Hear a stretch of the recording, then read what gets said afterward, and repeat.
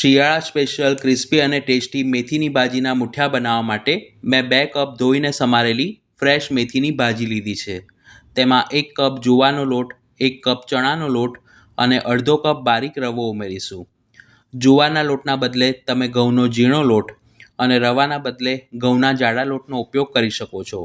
Routine મસાલામાં હળદર, લાલ મરચું અને ધાણા જીરું ત્રણે 1-1 ચમચી ઉમેરવું.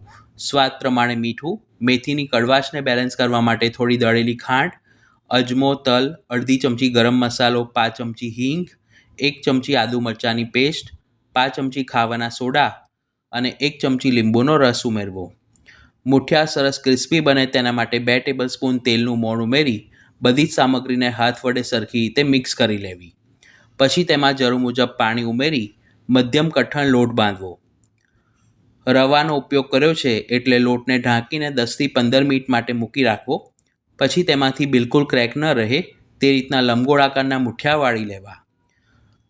ગરમ તેલમાં મધ્યમથી તેજ આંચ પર બધી બાજુથી ક્રિસ્પી અને ગોલ્ડન બ્રાઉન રંગના થાય ત્યાં સુધી મુઠિયાને તળી લઈશું.